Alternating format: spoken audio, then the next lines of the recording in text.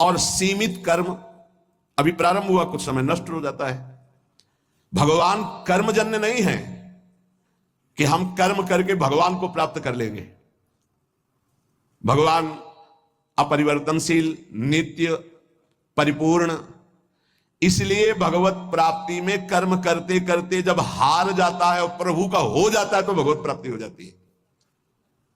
अब कितने जन्म व्यतीत हो गए, अभी तक हारे नहीं। अरे अब हाथ उठाकर कहो मैं हार गया गोविंद, अब स्वीकार कर लो। पर ये देहाभिमानी हारता नहीं, बस यही समस्या है। भगवान करे यजंती ही देवता, अपनी कामनाओं की पूर्ति के लिए वो देवताओं का यजन करते, मेरी शरण में नहीं आ पाते। भगवान सरलता से समझ लीजिए पिता के समान है। देवता दुकानदार है। जैसे दुकानदार के पास वस्तु लेने जाओ, जरा हमको ये मीठा देना, कितना कितना दे? बोले भूख लगी भरपेट पवा दो। हाँ तो कितना पाओगे? लगभग 1 किलो पाएंगे। तो 500 रुपया निकालो। नहीं रुपया तो नहीं, चल बाहर। ठीक है, पिता के पास गए, भूख लगी है, ये पवा दो। तो वहां ये नहीं पूछेगा कि पैसा निकालो, क्योंकि बेटा है। ऐसे इसीलिए हम कभी कभी विनोद में कहा कि बड़े ही बच्चे हो तुम, भगवान के पास जाके तो 11,000 का भोग लगा दे कि हमारा काम कर दो। अरे ऐसा कैसे तुम सोचते हो?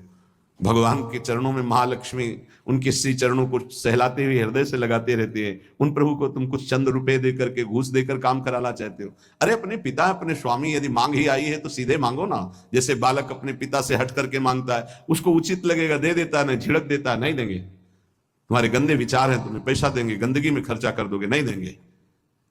भगवान पिता है, देवता दुकानदार है। पिता से अधिकार पूर्वक मांगा जाता है और दुकान में पैसे देके लिया जाता है। दुकानदार को जैसे पैसे दिया जाता है, ऐसे देवताओं से काम कराने के लिए आपको कर्म करना होगा, उसका सांगोपांग, तब वो देवता तुम्हारे कर्म के अनुसार वो फल प्रदान करेगा। पर भगवान को ऐसी जरूरत नहीं है। भगवान को केवल अपनापन मानने की जरूरत है, प्रभु मेरे, बस इतनी बात है। पर इसमें दूसरा कोई नहीं होना चाहिए, तो अभी आपको परम लाभ मिल जाए। इसीलिए गोस्वामी जी ने कहा, बिगड़ी जन्म अनेक की अब ही सुधरे आज हो ही राम को। मेरे प्रभु मेरे तो गिरधर गोपाल, दूसरों न कोई। ये लानी है सिद्धि भगवत प्राप्ति के लिए। इसमें तुम्हारा कोई पसीना चुआना काम में नहीं आएगा, वो तो हारने के काम में आएगा। लगे रहो, फिर जब हार जाना कि नाथ मैं हार गया, तब कहेंगे मेरा हो जा। बस यहीं से परमार्थ का दिव्य स्वरूप प्रकट होता है भक्ति मार्ग में। दूसरी बात, दुकानदार से कहो कि आप चाकू दे दीजिए, पैसा दीजिए, चाकू ले लीजिए।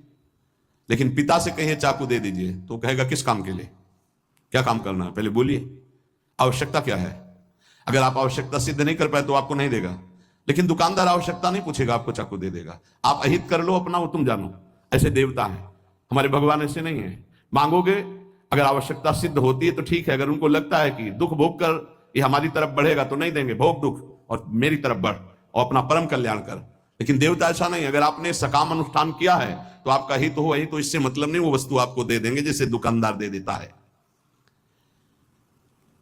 पिता सदैव अपने बालक का हित चाहता है, ऐसे ही भगवान सदैव अपने शरण में आए हुए का हित चाहते हैं। ये बहुत कृपालु हैं।